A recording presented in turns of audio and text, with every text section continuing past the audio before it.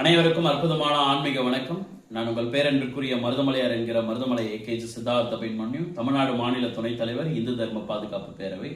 இன்னைக்கு டிசம்பர் 19, 2025 ரொம்ப விசேஷமான பார்த்தோன்னா அமாவாசை. இன்னைக்கு ரொம்ப பவர்ஃபுல்லான பார்த்தோன்னா ஒரு அமாவாசை திருநாள்.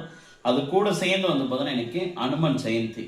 ஸோ உலகமெங்கும் வாழக்கூடிய அனைத்து இந்துக்களுக்கும் என்னுடைய அற்புதமான அனுமன் ஜெயந்தி தின நல்வாழ்த்துக்கள். அனுமன் பற்றி பார்த்தோன்னா உங்களுக்கு தெரியாத பார்த்தோன்னா ஒரு விஷயம் என்ன தெரியுங்களா?